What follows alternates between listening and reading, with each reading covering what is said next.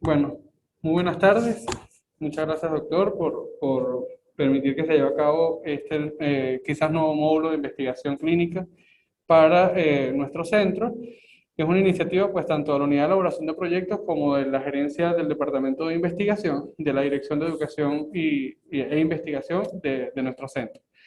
Innova 2021, pues quizás viene a tratar de ayudarnos a comprender las bases teóricas tan necesarias actualmente, no solo para la ejecución de proyectos, incluso para nuestra práctica clínica que ya quizás está sostenida en un nivel de evidencia que buscamos siempre interpretar y analizar, y que busca justamente eso, que aprendamos a hacer trabajos a la vez que vamos analizando mejor la bibliografía disponible sobre el área específica que queramos desarrollarnos, ¿no?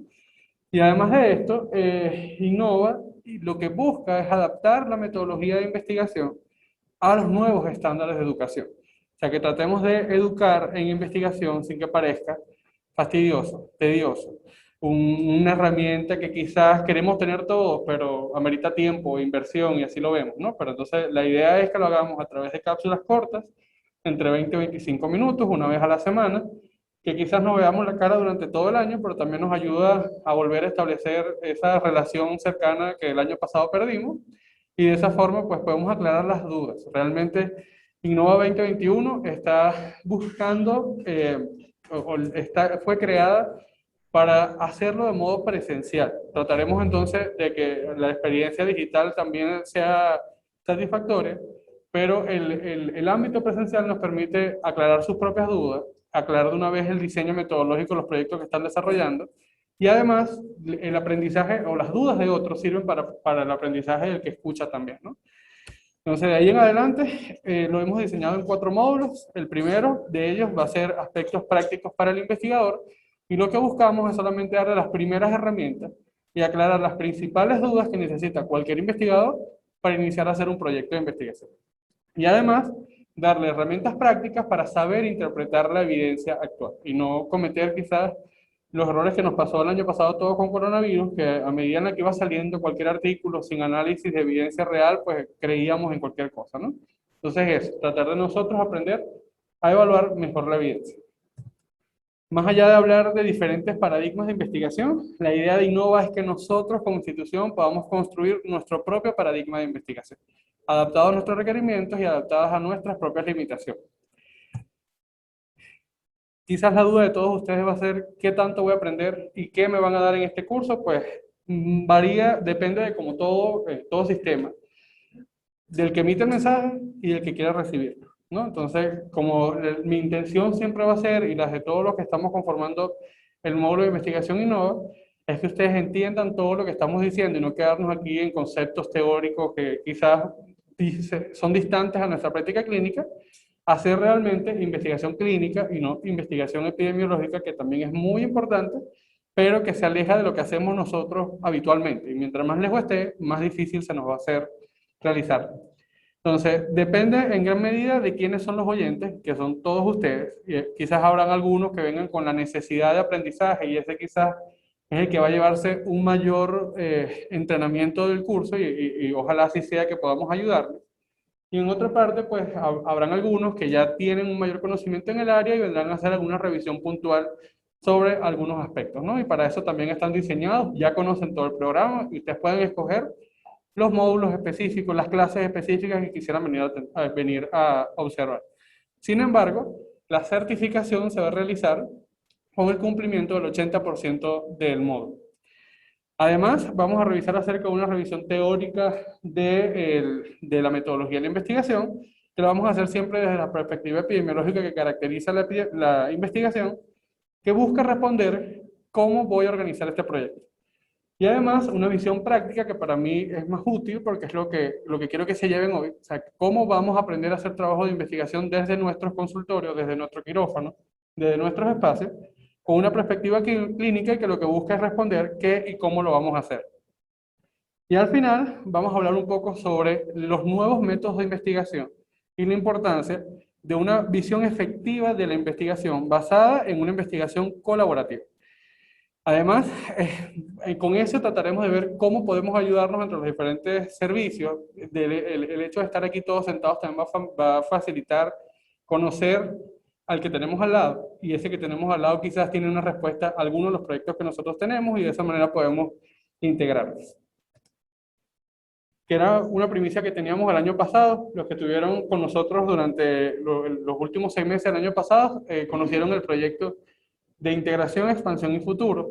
Intentamos el año pasado expandirnos, buscando siempre plantear un mejor futuro para la investigación en la institución, y en este año nos vamos a centrar en la integración. ¿Cómo vamos a unir nuestros servicios para hacer una investigación de mejor calidad?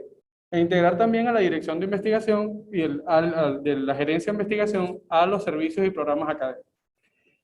Antes de, porque yo quisiera es que todos estén atentos durante, son apenas 10 diapositivas, y lo que vamos a hacer es solamente conversar y aclarar sus propias dudas, es que ustedes todos se detengan a ver esto y entiendan por qué la investigación se nos hace tan compleja, y depende de cada uno de nosotros. O sea, realmente aquí tenemos un público muy variado, que va a ser desde residentes de primer año, hasta especialistas que están haciendo una segunda especialidad, pasando por especialistas con muchísimos años de experiencia. Entonces quizás el momento del día en el que veamos ese bosque va a ser distinta a la forma en la que interpretamos la investigación. Y generalmente nosotros los árboles no nos permiten ver bien el bosque. Depende como todo, y yo trato de hacerlo más estructurado para que vean, porque bueno, sale lo metodólogo aquí, que hay siempre diferentes factores. Generalmente los que estamos aprendiendo en los programas formativos estamos abajo en el bosque, entonces hay momentos que vemos mejor o vemos en la sombra porque estamos alrededor de los árboles, que son nuestros pacientes, somos los más cercanos a nuestros pacientes. Y ese sol que está ahí arriba generalmente hace referencia a ese especialista, ¿no? Que tiene una visión más clara, que permite darnos unos pasos, unos lineamientos, que nos aclara el panorama con su experiencia y con su mayor nivel de instrucción. Entonces, siempre va a depender de cuán lejano o cuán cercano estemos a ser el sol, ¿no? Podemos ser sombras o podemos ser sol. Aquí habrán algunos que son sol, habrán otros como nosotros que probablemente seamos los que estamos abajo en el árbol, pero tenemos que saber interpretar muy bien el momento del día en el que vamos a ver ese bosque. Y además, depende de nuestra propia capacidad de observación, que como vimos en la primera clase de bienvenida del departamento, nos dimos cuenta, y no, eso fue real, ¿no? Lo hicimos con un ensayo clínico aquí, que casi ninguno sabemos ver, o vemos, pero no observamos, que fue con aquel ejercicio de contar las letras E, y nos dimos cuenta que casi ninguno sabía que eran 14, ¿no? Entonces, como todo depende de nuestra capacidad de observación, tenemos que apoyarnos para entre todos ver mejor, porque vamos a verlos desde diferentes ángulos. Después de todo eso, la distancia entre los que estamos abajo en el árbol y los que están en el sol es crucial. O sea, mientras más distante esté nuestro sol, que es el tutor, a los tutoriados abajo, probablemente no nos vamos a poder poner de acuerdo. Entonces tenemos que estar claros, tenemos que ir en la misma dirección, y el sol tiene que entender que debe ayudarnos a los que estamos alrededor de los árboles a ver bien las sombras y las luces, ¿sí? Si nos llevamos bien este mensaje, sabemos que depende de nuestro trabajo en equipo cómo vamos a interpretar, porque además el momento del día cambia. Los especialistas pueden ser muy especialistas en un área de su misma especialidad y quizás no manejar algunas subáreas de esa misma especialidad con el mismo nivel. Entonces depende de esa cantidad de luz sobre esa enfermedad y sobre esa misma condición. Solo los ojos bien entrenados para ver son capaces de interpretar el verdadero valor de la oscuridad sin fantasear, y eso es importante. O sea, no es lo mismo ser muy objetivo con el análisis que queremos hacer con nuestro estudio, que querer hacer algo que quizás está lejano a nuestro medio, que no fue la conclusión de nuestro estudio. Y ahí está el primer error, que siempre queremos concluir que descubrimos algo muy importante cuando realmente no le estamos dando el valor, la importancia a los datos reales. Queremos dar otro resultado que no es lo que quiere decir nuestro estudio. Si sabemos esto, ¿no? Sabemos que incluso en nuestra institución tenemos limitaciones, y esta parte quizás es importante que todos lo reconozcamos, que todos aprendamos a que tenemos errores, a que tenemos que aprender de investigación, que no sabemos de investigación porque casi nadie lo hace, y porque necesitamos entrenamiento. Si lo sabemos, si lo aceptamos con la mayor humildad posible, podamos saber cuán necesaria es la investigación y cuánto podemos aportar a ella en nuestro centro. Durante este primer mes, después de la reunión de bienvenida, hasta la fecha, este primer mes que llevamos prácticamente, porque justamente se hizo el 4 de febrero, Hicimos reuniones conjuntas con los principales programas académicos del centro. Hicimos énfasis en reunirnos con los posgrados porque tienen pues un mayor número de residentes. Y nos dimos cuenta de varias limitaciones. Y desde el punto de vista formal, esto fue investigación cualitativa, ¿no? Fuimos, conversamos, conocemos cómo funciona el sistema, analizamos cómo están trabajando y tratamos de observar realmente cuáles son sus verdaderas fortalezas y sus verdaderas limitaciones. Entonces, en líneas generales nos dimos cuenta que no estimamos adecuadamente bien la magnitud del efecto que estamos midiendo, ni estamos valorando los recursos que tenemos adecuadamente, y además, que es lo más difícil de ver, nos estamos resistiendo al cambio, y eso es importante. Yo sé que es quizás una trampa que ustedes querían venir a aprender investigación, y yo les estoy diciendo tenemos que mejorar. Pero lo que queremos, lo que quiero con esto es que no lo estoy haciendo como una crítica, lo estoy haciendo para que reconozcamos el problema y tratemos de trabajar en la solución, porque eso realmente es lo que pasa. Que no tratamos de colaborarnos, de ayudarnos los unos a los otros. Cada uno de nuestros servicios está como encerrado en una realidad que quizás no es la realidad total de la clínica. Y el departamento de investigación, porque es justamente eso, el departamento de investigación, no solo tiene que apoyarlos a ustedes, tiene que saber cómo funciona, cómo estamos trabajando, qué calidad de investigación vamos a ofrecer si no sabemos cómo funciona. Entonces, esa es nuestra función acá.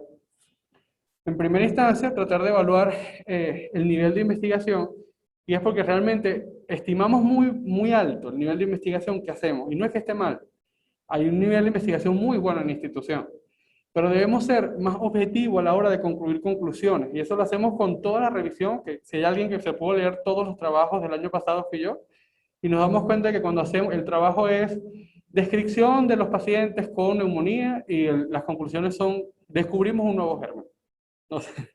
Entonces, lo que quiero es eso, que seamos sensatos. Nuestro trabajo es descripción de neumonías y vamos a describir cuáles son los perfiles clínicos. Y ya, la ambición está bien, pero debemos describirlo de una manera más objetiva para que la investigación tenga más valor, porque es la investigación que se supervisa a sí misma es una investigación de mayor valor. Y además, las fortalezas que tenemos en el centro no las conocemos, las desestimamos. O sea, no saben quizás que, mira, a mí me llamó mucho la atención, por ejemplo, que el probador radiodiagnóstico decía, pero es que mire, nosotros hacemos mucha resonancia, y lo decían como con pena. Cuando allá afuera, eso es un limitante grandísimo. Entonces quizás eso es tan bueno y ahorita ya ellos lo saben y vamos a trabajar en resonancia y es un valor agregado. Entonces eso, quizás nosotros trabajemos en cuáles son las verdaderas fortalezas de cada posgrado. Además, quizás no valoramos mucho lo que ya tenemos o sobrevaloramos los resultados de nuestro trabajo y muchas veces no valoramos adecuadamente los logros que demostramos con ese trabajo, por eso mismo, porque tendemos como a fantasear. Yo demostré que tal germen y cuando realmente lo que demostramos fue que en nuestro medio, no sé, la hipertensión es el principal factor de riesgo de mortalidad para neumonías. Y ese resultado estaba en el estudio y no lo dijeron con el valor y la importancia que debían dar. Y además, que es lo más importante para mí hoy, nos resistimos mucho al cambio. Y ahí hay factores desde los programas académicos hasta nosotros que estamos en la Dirección de Educación e Investigación. Y eso lo aceptamos y lo que queremos es eso justamente, escucharlo, reconocerlo y avanzar, buscar la solución a eso. El primero es que los factores que están dependiendo de la ley vendrían siendo aquellos que tienen una concepción errada de la metodología en medicina. Y eso es importante. Debemos adaptarnos nosotros como dirección a las nuevas metodologías. Además, no reconoce las verdaderas fortalezas de sus miembros y eso es verdad. O sea, y ahí está una herramienta que queremos hacer desde la Dirección de Educación e Investigación a través de la Gerencia de Investigación, que era acercarnos a los departamentos, acercarnos a los posgrados. Y además, no verificaba su propio proceso. Y es ahí la importancia de nosotros, de ir a ver cómo estaban haciendo investigación, de qué calidad tenía, además de los factores asociados a ustedes mismos, ¿no? Que son aquellos en los que, miren cómo el primer día tuvimos un auditorio casi todo lleno y hoy tenemos 26 por Zoom y apenas 16 aquí. Entonces necesitamos más interés de parte de los programas formativos para que sus residentes y adjuntos estén acá. Si no nos escuchamos, no aprendemos, no seguimos, no avanzamos. Eso es lo importante. Y el segundo, hay cierta resistencia a reconocer que hay limitaciones para hacer una buena investigación. Si lo reconocemos, probablemente vamos a buscar ayuda. Si no lo reconocemos, vamos a quedarnos cometiendo el mismo error siempre. Y además, el principal impulso de la investigación es la competencia. Yo quiero hacer esta investigación para ser mejor o peor que aquel, o quiero hacer mejor esto que aquella otra persona, o aquel servicio, o aquel método, cuando eso no debería ser lo que impulsa la investigación. La investigación hay que centrarla en el bienestar del paciente. Ya eso vamos a verlo en una segunda clase, que es justamente la de la semana que viene, la importancia de no hacer investigación basada en competencias, sino basada en el bienestar del individuo que se beneficia de eso. Si sabemos eso entonces, la solución aparece cuando observamos el problema, pero además la observación es un proceso dinámico y en constante cambio. O sea, eso busca, debemos siempre mantenernos observando, o sea, tanto desde el momento en que instalamos un nuevo sistema hasta cuando se está ejecutando, porque la ejecución varía. Entonces, si ya sabemos esto y estamos claros y vamos a aceptar que vamos a tratar de aprender investigación adaptadas a los nuevos métodos y adaptadas a la nueva evidencia en investigación, porque hablamos mucho de evidencia clínica y nadie está revisando cuáles son los nuevos métodos de investigación que nos da esa evidencia clínica. Y eso es lo que busca este curso. O sea, hay muchos paradigmas de investigación y sin ánimos de mantenernos como repitiendo estos términos que son medio fastidiosos, solo necesito que ustedes se lleven que hay dos grandes grupos, que es la cuantitativa y la cualitativa, y estos son los paradigmas de la investigación. Cuantitativa porque buscamos valores absolutos, contamos, medimos un valor de tensión arterial, de glicemia, de lo que sea, y la cualitativa, que es aquella que describe procesos, que observa los sistemas, que trata de interpretar los sentimientos de un paciente durante una enfermedad, y es igual de valiosa que la que mide números. Entonces es necesario que nosotros reconozcamos eso. Y como toda en la vida, pues hay mixtas. El mejor ejemplo de eso es cuando medimos calidad de vida. O sea, estamos tratando de darle un valor numérico para que se parezca a la cuantitativa a sentimientos del paciente. ¿Cómo evaluamos los sentimientos? O sea, ¿quién es mejor o peor persona por algo? Eso no lo podemos hacer. Pero sí hay escalas estandarizadas que buscan, ¿sabes?, ser más objetivos en esa medición de funciones no medibles fácilmente. Y además tenemos 4 grupos: la investigación experimental, la investigación clínica, translacional y la básica. La básica hace referencia principalmente a la supervisión de procesos, o sea, cuando proponemos un nuevo método diagnóstico, cuando buscamos una alternativa para hacer un nuevo método diagnóstico, cuando proponemos una herramienta de educación. Eso es investigación básica. La investigación experimental es realmente la que nos viene a la cabeza cuando hablamos de investigación. Nosotros decimos que yo hago investigación y la gente te imagina como un laboratorio, con una pipeta y una placa de Petri y contando colonias de bacterias. Y eso realmente está muy lejano a lo que hacemos nosotros, que es investigación clínica realmente. Y además está la medicina translacional o investigación translacional, que es una fusión justamente de los otros 3 grandes grupos, ¿no? En líneas generales, la investigación experimental y la translacional es hecho por personal no médico, o sea, biólogos, especialistas en medicina nuclear, técnicos, radiólogos, el personal médico que está alrededor, el personal no médico que está alrededor de los médicos. Mientras que los médicos hacemos experimentación clínica y básica. Eso no es excluyente, ¿no? Podemos estar nosotros ocupando en cualquier sitio. Y además, que ese es un término un poco moderno para lo que sabemos, esto fue planteado apenas en el Congreso Mundial de Epidemiología Clínica en octubre del año pasado. Tratan de buscar ahora unificar el paradigma de investigación a través del término investigación colaborativa basada en valores, para tratar de centrar como agente primordial, activo e incluso desde el punto de vista bioético más sano, por así decirlo, al individuo, al paciente. O sea, que nosotros los médicos no tratemos de identificar un factor de riesgo que yo tengo en mi cabeza que es así, cuando realmente el paciente no se va a beneficiar de eso, ¿sí? Siempre que hagamos medicina, investigación, sea en beneficio de ese paciente. Desde el punto de vista epidemiológico, vamos a tener la investigación médica en 2 grandes áreas: la investigación epidemiológica y la investigación clínica. Realmente esa diferencia no existe tal en la práctica, ¿no? Esto es más desde el punto de vista formal y teórico. La investigación epidemiológica realmente se centra en la estadística y lo que busca es estudiar la salud de la población como colectivo, pero los métodos estadísticos o epidemiológicos son los que utilizamos nosotros en la investigación clínica, o sea, no estamos distantes. Uno es un método y el otro es el análisis que le damos nosotros. La investigación clínica se centra siempre en el individuo y lo que busca es estudiar la salud de los componentes de la población. Y los componentes de la población son los individuos. Además, puede plantear también métodos de evaluación de esa misma población. Si sabemos eso entonces, y ya tenemos esas 2 definiciones, que es la investigación clínica y que es la investigación epidemiológica, sabemos que este módulo va a ir dirigido a la investigación clínica, que es aquella que se realiza en nuestro entorno habitual, para responder las preguntas de nuestra práctica clínica. O sea, ¿qué hacemos nosotros? ¿Por qué este paciente tiene esta enfermedad? ¿Cuál fue ese factor de riesgo que lo llevó a la enfermedad? ¿Por qué se complicó ese paciente en la cirugía? Si no tenía otro factor evidente asociado. Eso es lo que tratamos de responder con la investigación clínica. Mientras que la investigación epidemiológica es la ciencia que nos ayuda a reconocer las etiologías de causa-efecto. Cuando hablar de causa-efecto suena como, bueno, esto es física o esto es matemática o qué quiere venir a decirme el doctor ahí aquí. Realmente no hay asociación en medicina que no sea de causa-efecto. O buscamos la etiología de una enfermedad y eso es causa-efecto, o buscamos la respuesta a un tratamiento y eso también es causa-efecto. Entonces, si es así, sabemos que todo lo que evaluamos en investigación clínica es a través de medidas de causa-efecto. La diferencia es que en la investigación clínica hay muchos factores involucrados que no son medidos por la estadística, sino por el proceso que se lleva a cabo la estadística. Y ese proceso es la metodología. Cuando tratamos de entender la asociación entre una exposición y el resultado final, aparecen en el centro los factores de confusión. Y los factores de confusión son aquellos que generalmente no pueden ser controlados por la estadística. Uno de ellos sí, el resto no. Y es ahí donde quisiera que ustedes centraran su atención hoy.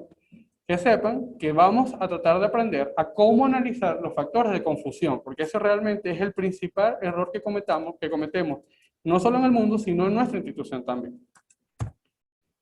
Ahora, ya sabemos que entonces la investigación clínica es el método y la epidemiología es el análisis, entonces van a ir siempre de la mano. Les voy a poner un ejemplo para tratar de ver y evaluar si me están entendiendo o estoy siendo muy teórico con esto y entonces no sé de qué otra forma explicarles metodología que sea un poco más atractivo para ustedes. Si hay algo que sabemos todos o que tuvimos que leer todos fue COVID el año pasado, ¿sí o no? Y si hay algo que sabemos también es que cometimos muchos errores al inicio porque no sabíamos analizar la evidencia y porque la evidencia que nos estaban mostrando en algunos casos fue falsa. No lo supimos analizar nosotros mismos. Entonces, hay una pregunta acá. En los pacientes con coronavirus, el uso de esteroides se asocia a mejoría clínica y eso todavía lo estamos tratando de responder, ¿no? Hay unas cosas que sí y otras cosas que no por allí, pero vamos justamente a evaluar los tres factores que le mostré en la diapositiva anterior. ¿Quiénes son esa población de estudio? Daniela, por ejemplo.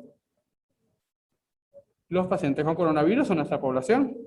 No sé si por allá el doctor que está de base, no me sé tu nombre, ¿cuál es? Rafael, ¿cuál sería la exposición a la que estamos sometiendo a ese paciente? En este caso, al uso de esteroides. El uso de esteroides, perfecto. Y el resultado final, allá arriba, no sé si alguno, la que está allá en la esquina, no sé quién es.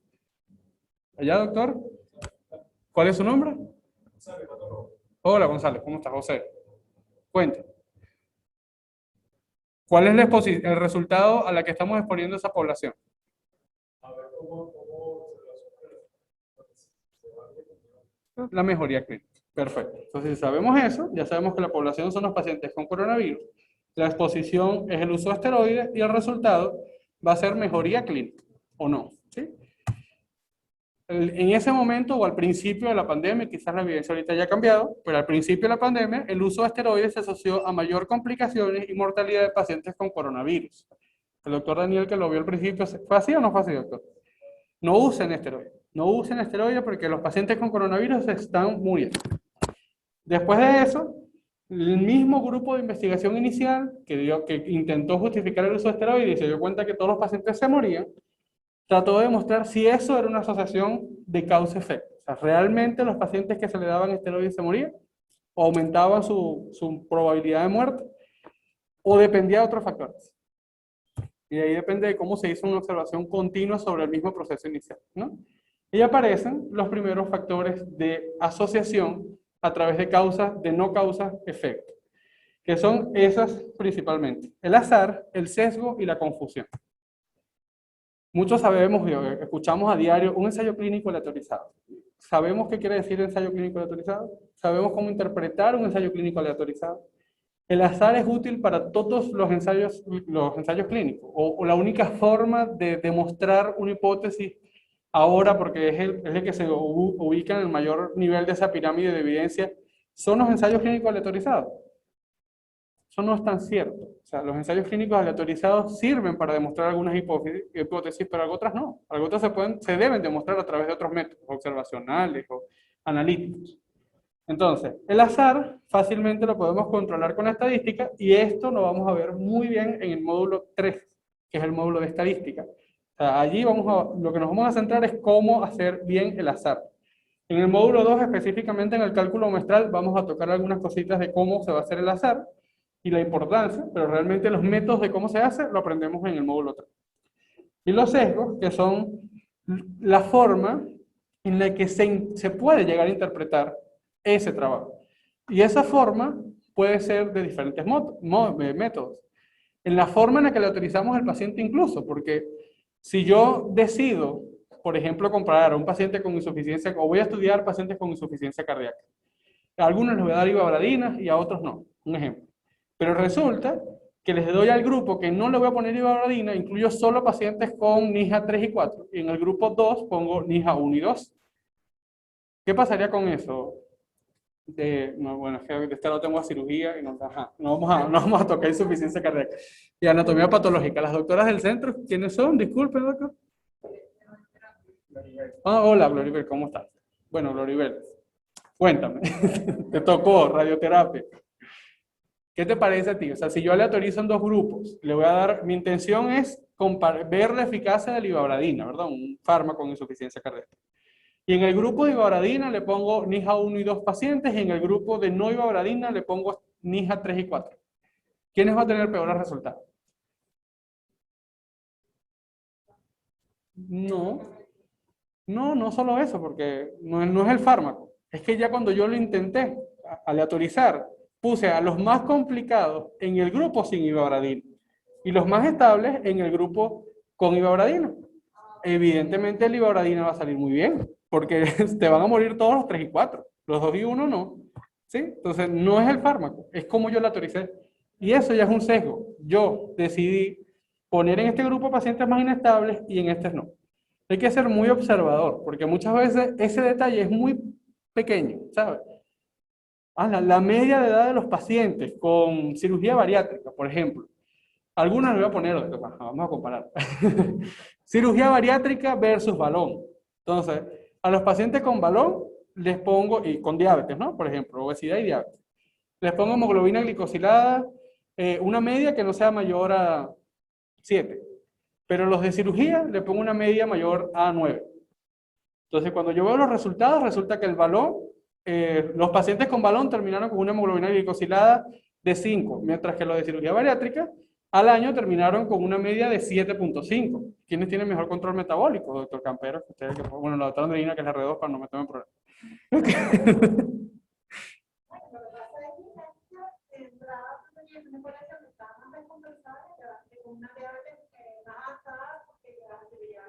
Okay.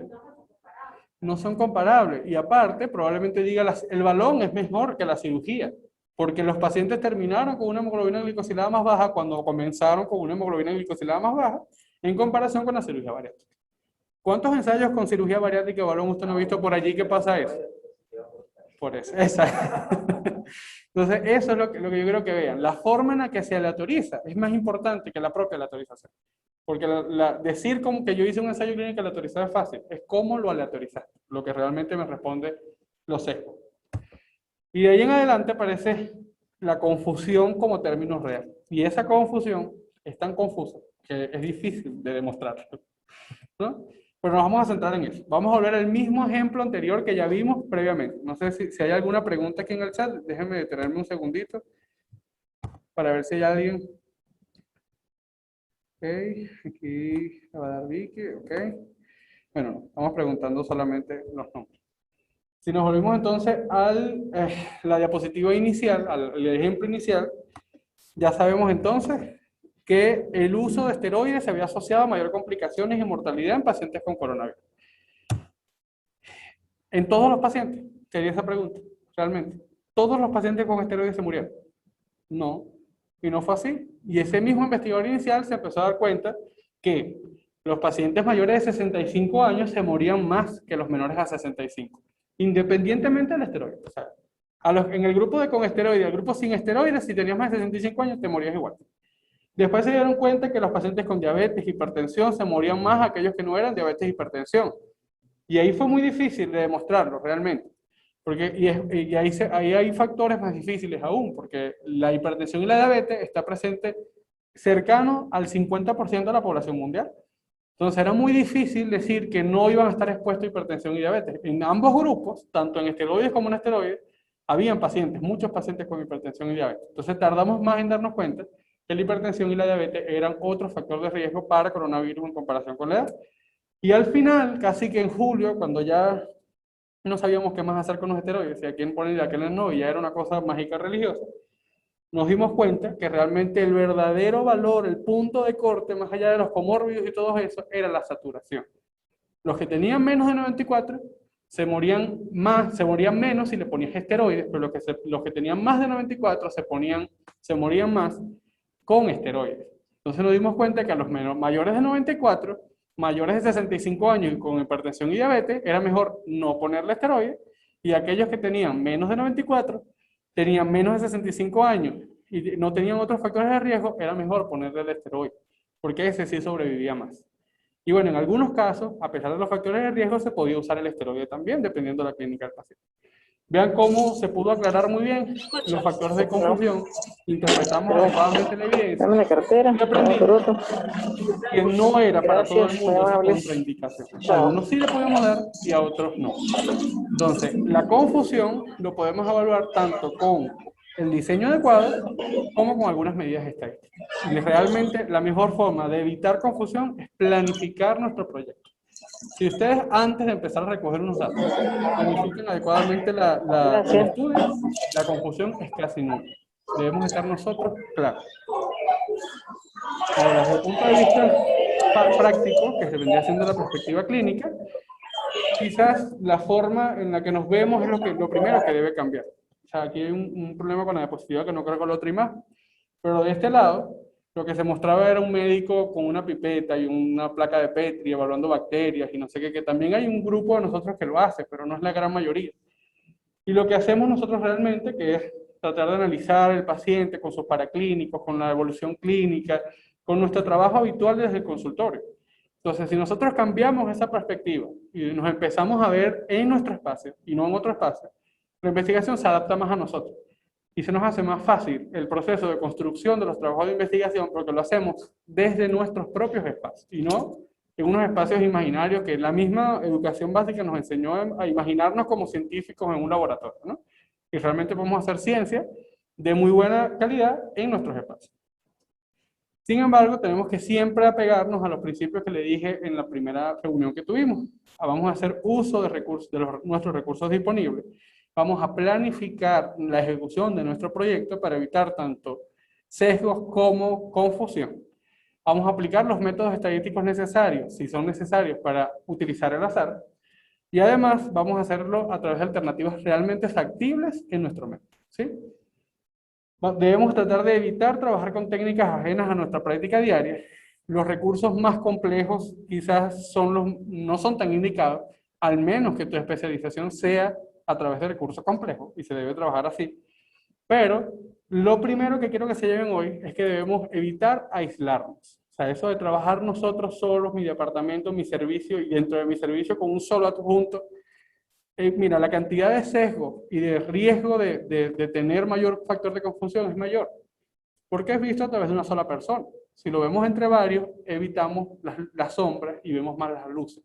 Entonces es mejor trabajar en equipo. Eso siempre está demostrado y es la iniciativa de la Asociación Mundial de Epidemiología, que se fortalezca en el área de la salud, la investigación colaborativa. Entonces, si nos llevamos con este mensaje ya para finalizar la diapositiva y terminar prácticamente la reunión, si nos llevamos que la investigación va a ser a partir de este momento una extensión de nuestra actividad clínica, probablemente sea más fácil empezar a hacer trabajos de investigación. No va a morir ningún residente de aquí hasta final de año cuando le pidamos el proyecto, siempre y cuando cumplan los procesos, se planifiquen, eviten el error, porque el error es responsabilidad nuestra. O sea, si no planificamos, si no hacemos ver nuestro proyecto por varios ojos entrenados, y si además no hacemos uso de las herramientas que nos está otorgando el departamento de investigación, probablemente el trabajo va a estar mal. Y si está mal, y estamos como principal objetivo del departamento de investigación hacer investigación de calidad, ese trabajo no va a ser aprobado al final. Y no va a ser aprobado porque no lo merece, porque nuestra institución trabaja constantemente para que la investigación sea de mayor calidad y se le está dando todas las herramientas, casi todas las herramientas. Lo que buscamos quizás otras, pero lo que tenemos es suficiente para hacer investigación de calidad. Entonces, apóyense en el departamento, busquen la asesoría necesaria y empiecen a trabajar en su proyecto ahorita. No esperen noviembre cuando ya no hay forma de entregar los proyectos. De hecho, en julio ya no hay forma de entregar los proyectos. Entonces, eso, que ustedes trabajen en función a la planificación. Y ya para finalizar, que se lleven estos dos mensajes. Primero, trabajar en función a la colaboración entre los miembros de diferentes servicios para establecer mejor nivel de investigación en nuestro centro y planificarlos. Siempre que pueda, asóciese y cree equipos de trabajo, eso lo hace mucho mejor. Y además, trate de planificarse para que nunca recojas datos si no has planificado qué hacer primero con ellos, porque si no, eso realmente es totalmente un desastre. Para la planificación, son las siguientes clases que vamos a ver. Bueno, la tercera y la cuarta, porque la segunda es todavía algo adicional de cómo debemos hacer investigación de calidad. ¿Realmente debemos hacer preguntas o realmente debemos hacer hipótesis? Luego saber de pasar desde la pregunta o hipótesis a la ejecución del protocolo, qué, cómo y cuál va a ser la información útil a incluir en ese instrumento de recolección de datos. Y al final, dos clases que para mí me parecen sumamente importantes, que son el análisis de gestores 2.0, en el que les voy a tratar de explicar las herramientas para ahorrar tiempo durante la ejecución del proyecto, cómo hacer la bibliografía más fácil, que la bibliografía finalmente lo va a hacer la doctora Carolina Medina en Gestores 2.1, y en Gestores 2.0 trataremos de ver cómo hacer las palabras clave, cómo hacer a través de herramientas fáciles de tener en tecnología, incluso cómo construir la metodología del proyecto sin tener que estar llamando a todo el mundo para hacerlo, ¿sí? Entonces, quisiera primero que ustedes me dijeran sus dudas, sus inquietudes, qué les parece, cómo pudiéramos tratar de mejorar la comunicación en investigación, pero lo primero que quisiera es que ustedes se llevaran el mensaje de trabajar en equipo. Es más fácil, no sé, cirugía, por ejemplo, que está aquí un grupo interesante. En total, doctor, ¿cuántos adjuntos hay en cirugía? 21 adjuntos. ¿Y residentes? Residentes de cirugía 3, pero de los FELAS.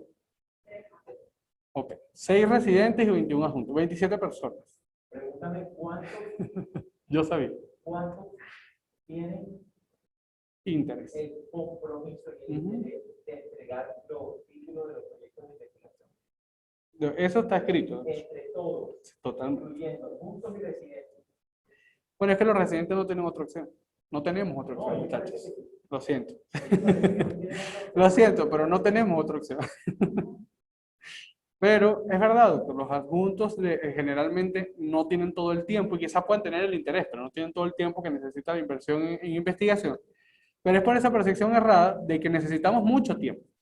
Y no, si conocemos las herramientas, el tiempo se disminuye a casi menos de la mitad. ¿Entiendes? Y si trabajamos como equipo, más. Lo que pasa es que el rol principal acá, muchachos, de estimulación son los residentes. Si ustedes no tienen interés por la investigación, el asunto no va a querer hacerlo. Qué bueno, doctor. Si uno se mantiene en esa iniciativa, en mi pueblo dicen que las gallinas no buscan a los pollitos, muchachos. O sea, es lo que debemos hacer. Usted tiene que ir a buscar a los gallos y las gallinas. ¿Sí? Pero eso es importante, porque al final el principal beneficiado no es solamente ustedes, para que no se centren en uno mismo. O sea, el principal beneficiado es nuestro programa académico, es lo que estamos haciendo. El programa de cirugía en la Trinidad tiene apenas 2 años, ¿entiendes? Al mismo tiempo que tiene, por ejemplo, el programa de endocrinología. Si nosotros no damos visibilidad de lo que estamos haciendo, ¿qué somos como programa académico? Con un ambiente tan competitivo allá afuera que tenemos posgrado que tienen desde que nació Simón Bolívar dando clases de cirugía. Entonces, es muy duro, pero realmente la calidad del centro merece nuestro apoyo. Y es una forma de retribuirlo, o sea, a una institución que nos está dando educación, que eso jamás va a tener precio. Entonces, eso es importante, o sea, que ustedes se conviertan en agentes divulgadores de lo que hacemos adentro de la institución. Más allá de ver pacientes y operarlos muy bien y tratar muy bien la diabetes y no sé qué creo yo que lo estamos viendo hasta el momento, Realmente eso es importante. Que lo hagamos desde con esa iniciativa, o sea, con las ganas de mostrar la calidad de nuestro programa académico, la calidad de lo que hacemos, porque cuando hablamos bien de dónde venimos, eso habla indirectamente bien de lo que somos. ¿Sí o no? Entonces, bueno, yo espero que haya quedado todo muy claro para ustedes y si hay alguna otra pregunta, estoy dispuesto a responder. Nada, todo quedó claro. O sea, ya todos saben que es confusión, que es sesgo y que es azar. Todo muy bien. Salieron quizás un poquito regañados, lo siento, pero es la iniciativa.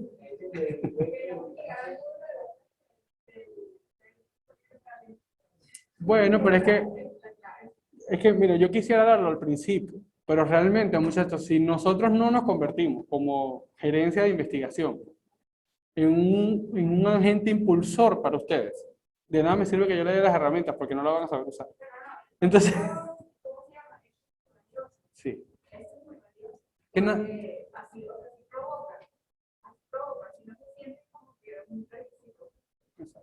O sea, lo importante es eso, que ustedes entiendan, porque realmente yo les podría decir, mira, pero es que no, tu objetivo no se responde con tus conclusiones, no responden tus objetivos.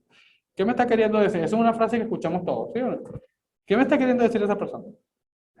Si yo creo que lo respondí, y lo respondí mejor que nadie, porque no vi bien, ¿entiendes? O sea, no vi bien, no se ve bien, porque vimos un valor, una asociación, y al final esa asociación era no causal. Entonces ahí cuando uno dice, bueno, pero ¿realmente hiciste bien tu proyecto? No, no lo hiciste bien, porque no viste, no observaste bien tu proyecto durante la ejecución, no planificaste. Entonces ahí, mi intención no es que ustedes se sientan regañados, de verdad que no es para eso.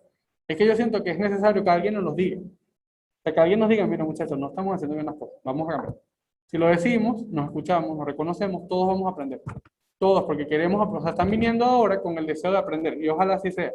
O sea, mi intención no es que ustedes vengan a sentarse aquí, que fastidio, que yo tengo que ver dos pacientes y ahora Fernando quiere hablar de un coeficiente de regresión de Cox. Nos va a tocar en algún momento. ¿Verdad? Hay que venir con ganas de aprenderlo, porque es que yo lo leo tanto que no sé qué es el modelo de regresión de Cox. Ya, lo que necesito es que el doctor me lo diga porque yo pueda sobrevivir analizando bien. El análisis estadístico no tiene por qué hacerlo, muchachos. Lo que quiero es que lo interpreten bien y lo utilicen para ver si ese trabajo que yo voy a llevar a defender la cirugía bariátrica, doctor, por ejemplo, el uso de semaglutidina bioral, ¿está bien o no? Porque muchas veces nos pasa, nosotros no, yo quiero decir que semaglutida es lo mejor. No, Fernando, no, todavía no lo es. Para diabetes, sí. Para obesidad, vamos ahí. Entonces eso, o sea, lo que queremos es eso, que seamos objetivos, que nos veamos bien, que lo veamos bien. ¿Sí? Yo espero que la próxima clase tengamos los mismos y no lleguen a la mitad. José está preguntando ya arriba. ¿José? José, bien.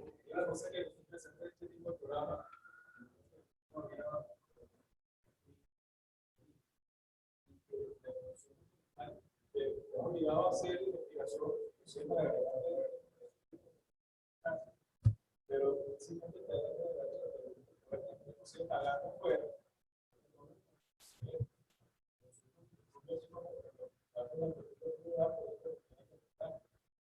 y de calidad. No fuera de cobrando mineral, por eso te cosas que tú a ver, si tienes la que tú no buscas y te ahorras dinero, que siempre consecuencia de tu vida económica. Respecto a la parte de calidad, lo que se está haciendo para que el único sea capaz de ser un propio creador de su investigación de deseo.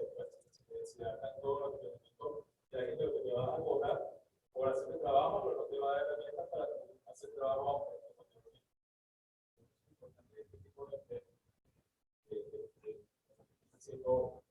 Que realmente, y gracias a usted por verlo, o sea, es eso. O sea, mi intención aquí no es que yo sepa hacer trabajo de investigación o no, que si se dan cuenta, la metodología también va creciendo a la par en la que va creciendo la medicina. Es que ustedes aprenden. Si ustedes aprenden, probablemente va a ser más fácil los años siguientes. Entonces, o sea, cuando tengan que hacer el segundo y el tercer trabajo. O sea, pero si se devuelven dependientes del departamento, pasa lo que nos pasó el año pasado, que todos buscaban un momento en noviembre, porque esa es otra cosa, lo buscamos en noviembre y no en febrero, que la atienda para hacer el trabajo y no sé qué, y no hay forma. O sea, es una sola persona para 120, dos personas para 120 personas.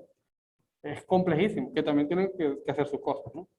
Entonces eso, o sea, si ustedes aprenden van a ser más libres en su vida. Ya la idea de aquí es que ustedes salgan y hagan mejor trabajo de investigación y qué bueno que cuando ya no estén acá, sigamos haciendo investigación afuera con la misma calidad. ¿Sí? Ok, para concluir, las conferencias están bastante asociadas a los tiempos de los cronogramas de lo que se espera que deban de concluir en el año. Entonces también es bueno seguirlas. Bueno, nada, llamamos a los que están aquí para que estimulen a los demás a venir. Igualito se va a tratar de que esto se grabe y se cuelgue en YouTube. O sea, acuérdense que tienen que firmar asistencia de entrada y salida para poder al final del año certificar.